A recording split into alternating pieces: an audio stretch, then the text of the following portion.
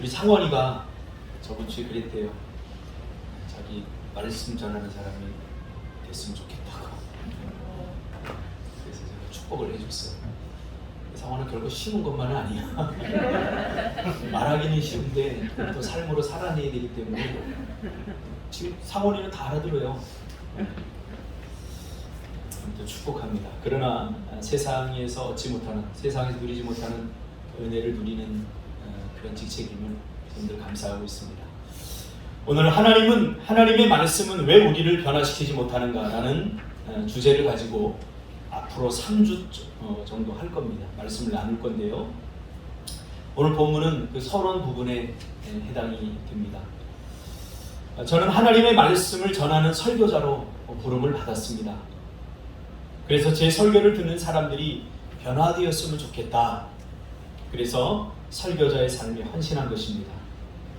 설교자의 사명은 하나님의 말씀을 하나님께서 의도하신 대로 정확하게 해석해서 전달을 해주는 역할입니다.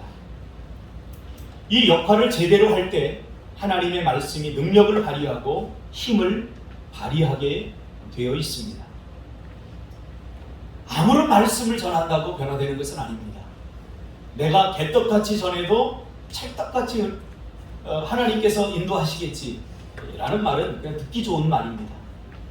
설교자의 과제는 하나님께서 이 말씀을 하실 때 어떻게 사람들이 그 말씀을 들었으면 좋겠다 하는 의도를 가지고, 다시 말하면 플롯이 있어요. 하나님의 말씀 플롯이 있다는 거예요.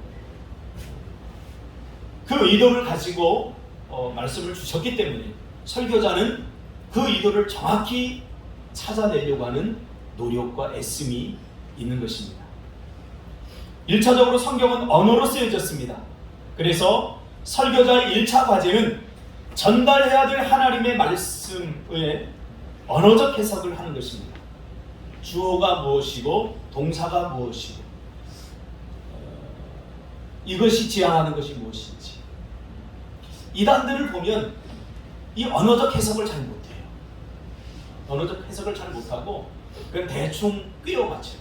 그래서 이단들하고 이렇게 이야기하다 보면 얼마나 그들의 교리가 허약한 토대 위에 있는지 우리가 성경을 조금만 읽어보면 절대 이단으로 넘어갈 일이 없습니다. 그래서 언어적 해석을 하는 건데요.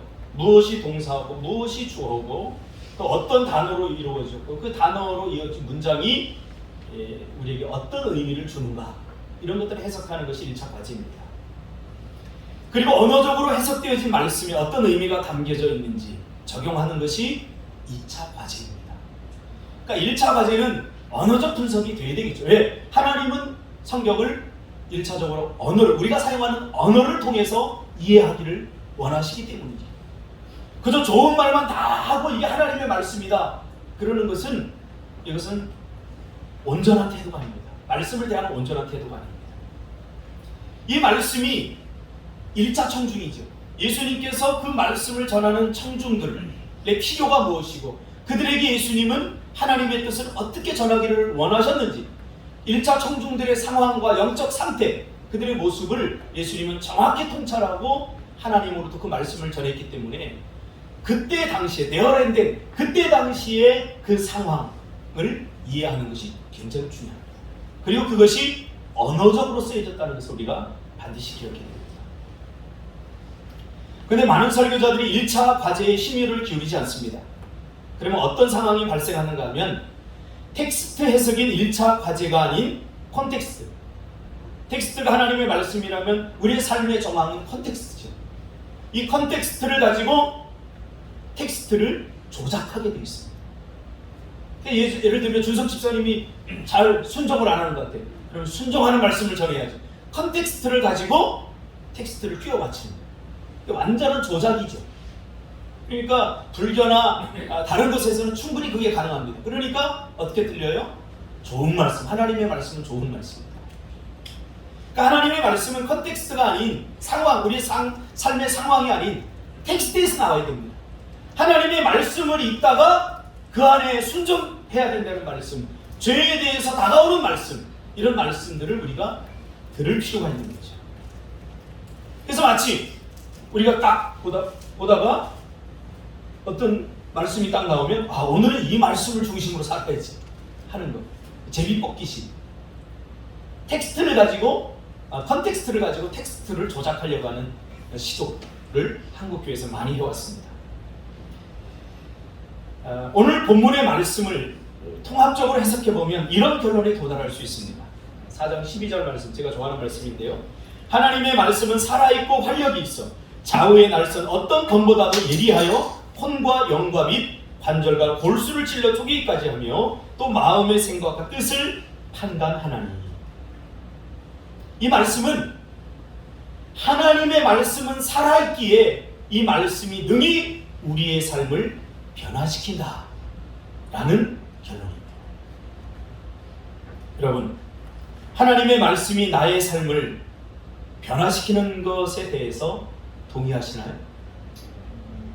하나님의 말씀이 내 삶을 변화시킬 수 있다고 여러분 믿으시나요?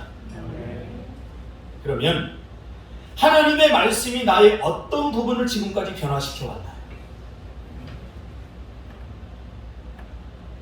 하나님의 말씀은 변화를 전제로 하는데 지금까지 수많은 설교, 아까 집사님도 얘기했죠. 26년 동안 말씀을 들어왔고 혹은 30년 동안 말씀을 들어왔고 수많은 말씀을 들어왔는데 그 말씀들이 나의 삶의 어떤 부분을 변화시켰나요? 이게 중요합니다. 하나님의 말씀이 나를 변화시킨다고 할 때 그것이 지향하는 지향점은 바로 나의 자아입니다. 죄로 말미암아 신앙적으로 손상된 부분이, 하나님의 형상이 깨어진 부분이 나의 자아입니다. 나의 자아에 하나님의 형상이 담아있기 때문에 그렇습니다. 죄는 하나님의 형상을 깨버립니다. 그래서 하나님은 이 하나님의 형상을 회복시켜 주시기 위해서, 내 자아를 회복시켜 주시기 위해서 말씀이라고 하는 도구를 들으신 것입니다. 이 말씀으로 우리의 자아를 회복시키기를 원하신 것입니다. 그러므로 내가 예수 믿고 어떤 외적인 행동이나 눈에 보여지는 외적 모습이 변화됐다고 마음을 놓으시면 안 됩니다. 물론 그것은 자아 변화의 결과, 열매입니다. 그러나 이 열매는 얼마든지 조작될 수 있습니다. 사과처럼 보일 수 있고 배처럼 보일 수 있습니다. 무엇을 통해서요? 나의 열심을 통해서, 나의 노력을 통해서. 보세요, 상원 집사님, 저에게 웃음을 이렇게 보여줄 때 그때 썩 기분이 좋았었나요? 빨리 아니라고 얘기해요. 아니래잖아요. 그런데도 제가 보기에는 굉장히 밝았어요.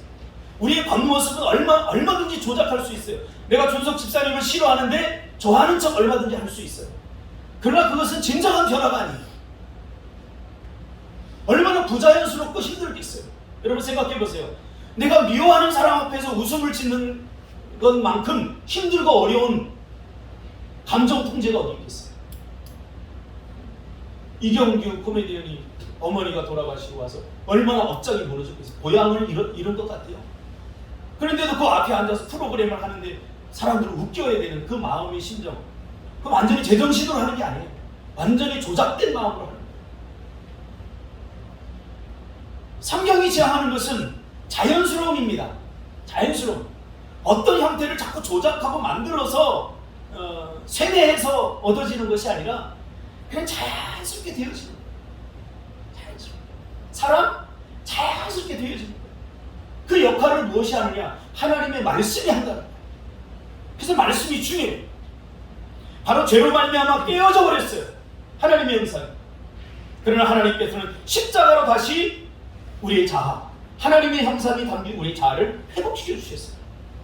이 자아가 변화되지 않고는 하나님 나라를 진정으로 경험할 수 없습니다. 성경의 표현에 의하면 맛볼 수 없다 이렇게 이야기합니다. 시편 34편 8절에 보니까 하나님의 선하심을 맛보아할지어다 라고 말씀하고 있습니다.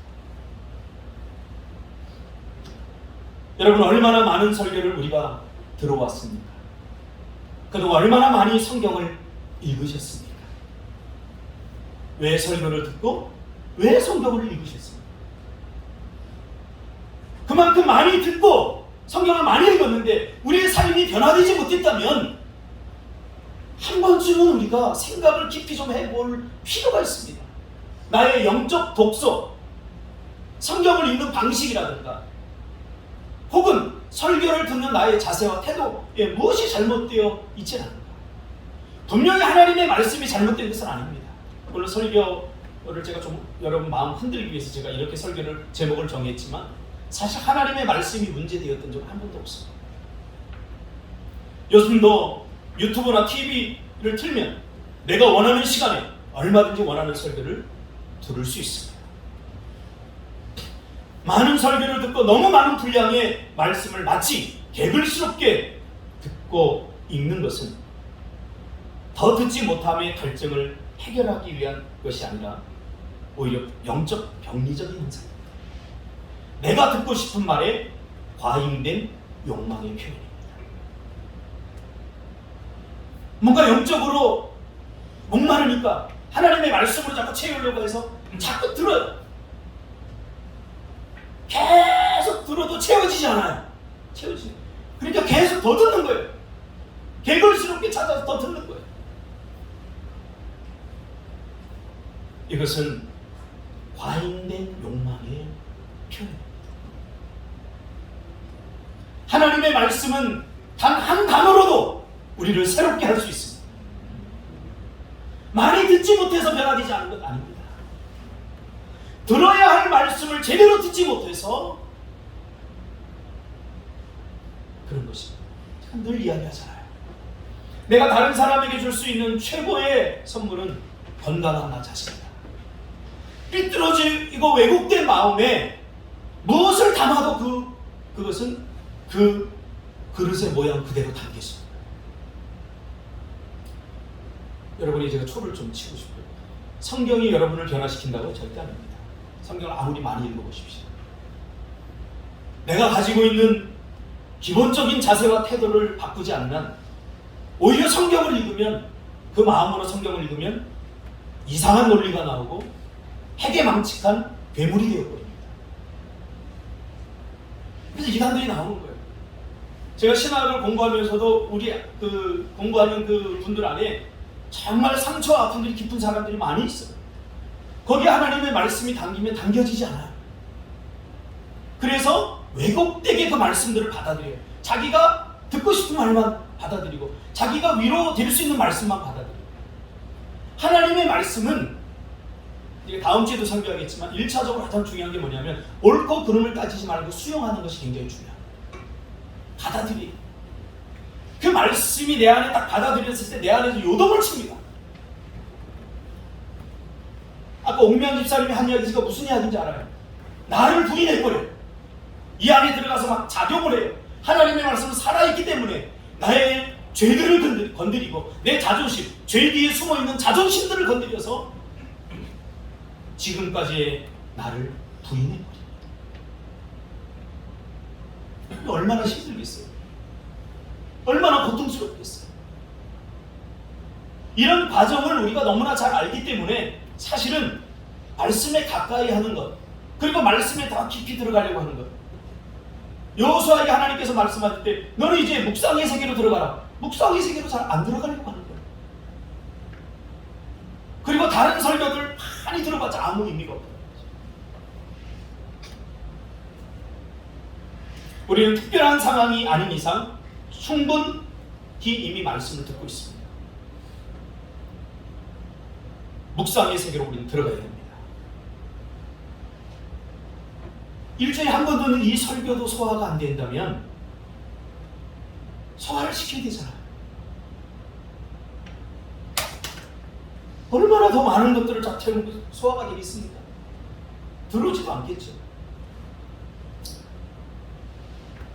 이제 골라 듣는 설교에서 벗어나시기 바랍니다. 저는 여러분에게 간곡히 권면드립니다. 제 설교가 비록 좀 부족해 보여도 내가 속해 있는 교회 목사님의 설교를 들으시길 바랍니다. 여기서 들리는 숨소리, 눈물, 안타까움, 그것은 오롯이 제가 사랑하고 안타까워하는 저의 온 정서와 감정으로 표현되기 때문에 하나님과의 교제에 더 가까워질 수 있습니다. 그리고 무엇보다 저는 이 설교를 할 자격이 있습니다. 왜냐하면 저는 심지어 우리 새로 오셔서 등록도 안 하고 이름도 모르지만 이 설교를 하기 전에 여러분들에게 제가 기도하거든요. 지금까지 설교를 하면서 그냥 대충 들고 나와가지고 전한 적이 한 번도 없어요. 비록 형편없다고 여러분 생각할지 모르지만 마음과 마음이 통하고 영과 영이 통해야 되기 때문에 이 설교를 준비하면서 한 사람 한 사람을 돌립니다. 그래서 제 목회는 100명을 넘어가면 제 기억력이 한계가 없기 때문에 다 기도를 못하기 때문에 힘들었죠. 상원이 그 이야기를 듣고 얼마나 가슴이 벅찬지, 상원아 내가 너를 위해서 기도했다.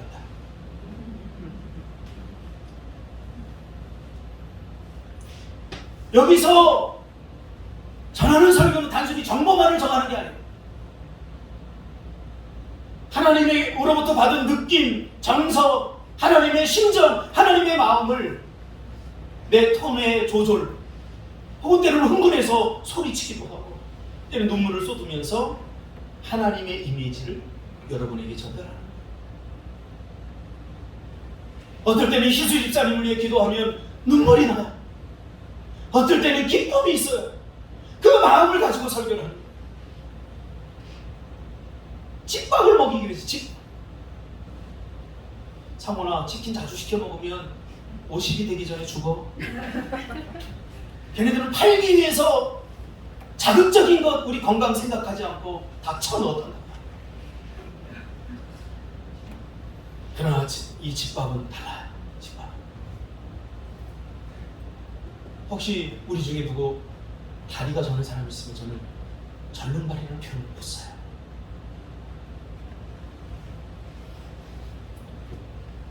눈이 보지 못하는 사람이 소경이라는 단어를 못 써요. 그것이 하나님의 마음이에요. 제가 대충 설교하는 것 같아요. 단어 하나 선택하는 거, 언어 하나 선택하는 거, 혹은 11조 하는 문제도 하나님이면 당연히 해야 되는 거니까 당연히 해야지 그렇게 생각할지 모르겠지만 이게 하나님의 마음이에요.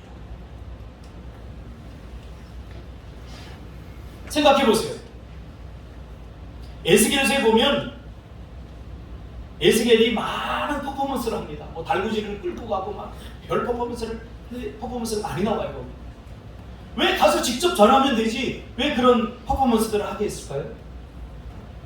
그 퍼포먼스를 하면서 에스겔이 하나님의 심정을 알게 되었고, 하나님의 심정을 알게 된 에스겔은 그 퍼포먼스에 최선을 다합니다. 달구지에 짐을 싣고 그냥 끌고 가요. 예언자가 말씀만 전하면 되는데, 그러니까 사람들이 보고 저 예언자 미쳤다 왜 그래? 궁금할 거 아니에요. 그래서 사람들이 묻습니다. 그때 하나님의 심정을 이야기합니다. 옆집 아저씨가 애들아 공부 열심히 해야 돼 라고 말하는 것과 사랑하는 엄마 아빠가 공부 열심히 해야 돼 라고 말하는 것은 똑같은 정보지만 질적인 차이가 있습니다. 여기 CU인가요? 거기 가면 우리 막내딸하고 그 CU 알바하는 아저씨가 친해져가지고 가기만 하면 그런데요. 야, 니들 공부 열심히 하고 있지? 이러면서 뭐 열심히 하면 장학금도 자기가 준다고 그러고. 그 사람 왜 그런지 모르겠어요. 그래서 그 사람 말을 우리 딸이 더 잘 듣는다면 참 서운할 거예요. 질적인 차이가 있어요. 그 사람은 우리 딸의 삶을 책임져 주잖아요. 우리가 하나님의 말씀이 나를 변화시키는 데까지 나아가려면 말씀을 대하는 태도, 즉 성경을 읽는 태도와 설교를 듣는 태도를 바꿔야 합니다. 여러분 왜 성경을 읽으세요? 오늘 시간이 많이 지났기 때문에 이것만 하고 마치려고 하니까 걱정하지 마세요. 준석 집사님 오답을 기대하며 왜 성경을 읽으세요? 하나님이 왜 안 하려고 땡, 틀렸습니다. 여기 우리는 솔직한 답을 해야 합니다. 왜 성경을 읽으세요? 왜 설교를 들으세요? 위로받으려고요? 내가 지금 인생에 큰 문제가 있고 어려움이 있는데 거기에 대한 답을 얻으려고요? 물론 이건 지역적인 포함되어 있는 말이죠. 지역적으로 본질이 아닙니다. 우리가 성경을 읽고 설교를 듣는 핵심, 그것은 성경대로 살기 위해서입니다. 말씀대로 살기 위해서 성경을 집어들어야 됩니다. 그리고 설교를 들어야 됩니다. 말씀을 듣는 태도가 타락했어요. 그래서 위로받고 싶어서 내 인생에 문제가 있는데 목사님이 저는 말씀을 통해서 답을 얻기 위해서 굉장히 왜곡된 말씀을 대하는 설교를 듣는 태도입니다. 설교를 들을 때 우리는 오직 내가 그 말씀대로 살기 위해서 들으시길 바랍니다. 성경을 읽을 때도 그 말씀대로 살기 위해서 여러분 읽으시길 바랍니다.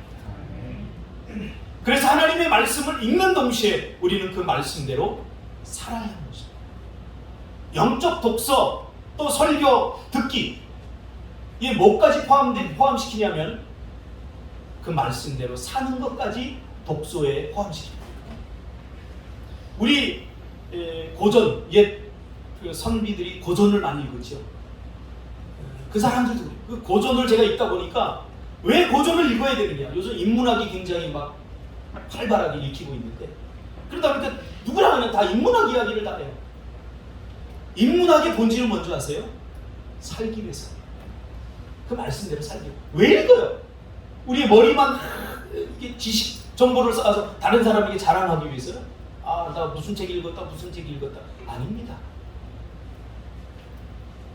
성경을 읽다라는 말이 갖는 의미, 설교를 듣다라는 말이 갖는 의미는 성경을 읽고 동시에 그 말씀대로 사는 것이 바로 성경을 읽는 것입니다.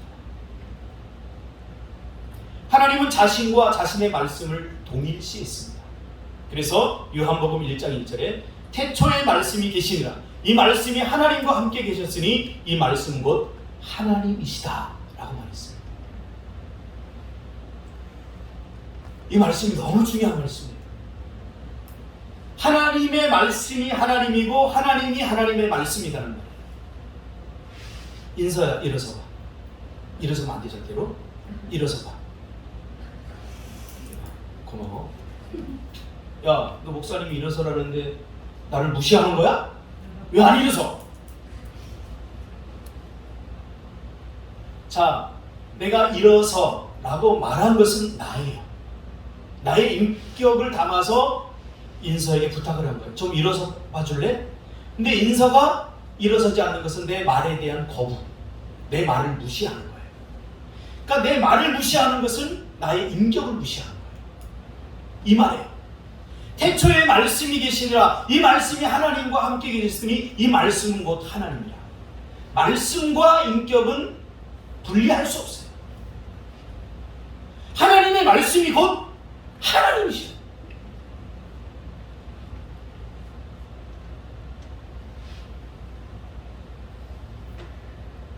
자, 하나님께서 우리에게 성경을 읽으라고 할 때 그 의미는 뭐냐면 그 말씀을 내 안에 담아서 내가 말씀이 되고 말씀이 내가 되는 나를 만들라고 말해요. 하나님의 말씀이 내 안에 들어와서 그 말씀이 내가 되는. 하나님의 말씀을 담으면 뭐가 나오죠? 하나님의 말씀이 나와야죠. 어디에서? 내 생각에서, 내 모든 인격 속에서 하나님의 언어가 나와야죠. 그것이 하나님이 내가 되고 내가 하나님이 되는 비결입니다. 그러나 죄로 말미암아 타락한 우리 인간은 나와 내 말이 같지 않고 온갖 조작과 위선, 분리 현상이 일어납니다. 내 말이 내 말 같지 않습니다. 내 안에는 내가 너무나 많아요. 내가 만들어낸 내가 너무 많아요. 죄로 말미암아 그려진 거짓된 자기 자아, 가짜 자기 자아가 많아요. 제가 묻잖아요, 여러분. 하나님의 말씀 앞에 설 때는 정직해야 됩니다. 준석 집사님 행복하세요? 네. 내가 정말 행복해요. 이유가 없어요. 다른 사람이 이 정도면 당신 행복한 거야 라서 행복한 게 아니라 정말 내가 생각하기에 행복한 거야. 이게 내 진짜 자아예요. 그래서 제가 오늘날 많은 그리스도인들을 보면 이 자아를 상실했어요. 나를 잃어버렸기 때문에 그래요. 내가 뭘 좋아하는 사람인지, 내가 뭘 먹고 싶어하는 사람인지, 내가 어떤 일을 하고 싶어하는 사람인지 죄로 말미암아 깨어진 부분이 우리가 이래요. 그러다 보니까 한국교회 그리스도인들이 일에 매달립니다. 직책에 매달립니다. 교회 명성에 매달립니다. 그러다 보니까 큰 교회 속해면 자신도 커지는 줄 알아요. 어떤 일을 하면 자신이 그런 수준이 되는 줄 알아요. 절대 아닙니다. 자기 자신에게 솔직하게 물어봐야 돼요. 미얀마 선교 그렇게 가는데 정말 행복하네요. 저는 정말 행복합니다. 미얀마 선교 가는데 힘들어요. 물질적으로. 이 목회에 목숨이 달려있어요. 미얀마 선교 가는 날은 헌금이 안 나와요. 그날은 제가 목회만을 생각했다면 못 갔을 거예요. 아까 집사님이 얘기했듯이 저는 오늘만 살기로 했어요. 그래서 갔다 와서는 그때 걱정하기로 했어요. 집사람이 재정을 담당하고 이렇게 하다 보니까 그것도 저 하나님이 주신 은혜예요. 할렐루야. 속이 다 들어가죠. 갔다 와서 물어내야 될 돈이 있고 감당해야 될 일들이 다 쌓여 있는데 그 모든 것을 포기하고 미얀마 2주 동안 가 있으면 도대체 헌금이 안 들어와요. 가서 쉽지 않아요. 가는 것 자체도 쉽지 않아요. 가서 개고생만 하고.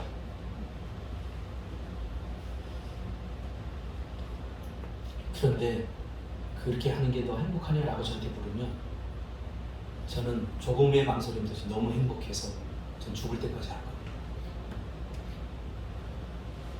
다른 사람이 저에게 행복을 강요한 적이 없어요. 그냥 행복한 거예요.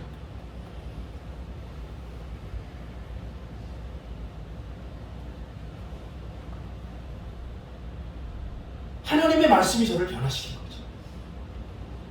하나님의 말씀이 세상적인 꿈에서 나를 하나님의 꿈으로 물들인 거예요.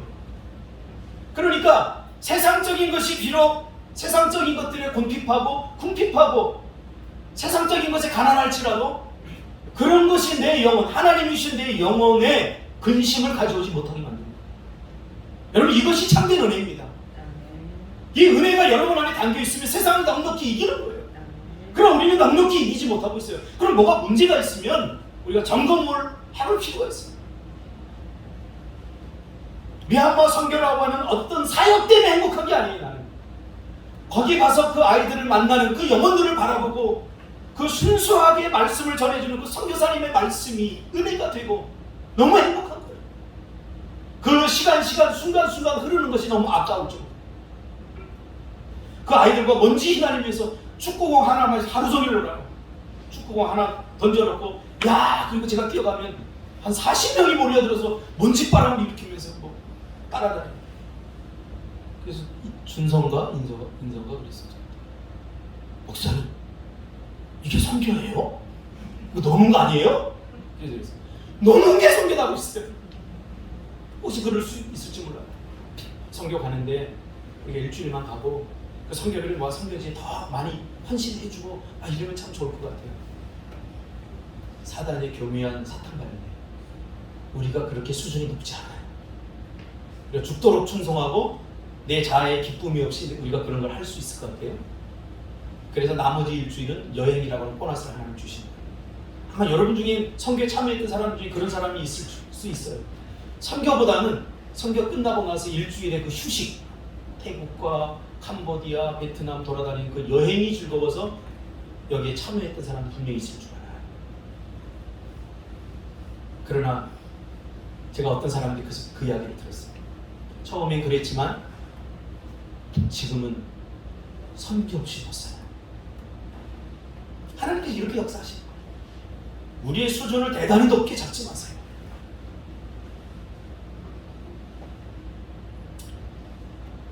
그러면 하나님의 말씀 우리를 어떻게 변화시키는가? 요 화두만 던지고는 설교 마치려고 합니다.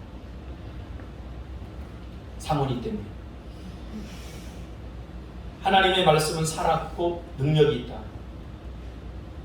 그러나 내가 아무것도 하지 않아도 말씀이 나를 일방적으로 변화시키지 않는다. 우리는 하나님은 능력이 있어. 하나님은 권세가 있어. 못하실 일이 없어. 여기까지는 참 잘 인정해요. 그러나 하나님과 관계를 맺으려면 나의 자발적인 협조와 그리고 적극적인 동의가 필요합니다. 관계는 하나님과 우리 관계는 하나님께서 일방적으로 나를 몰아붙이지 않으셔요.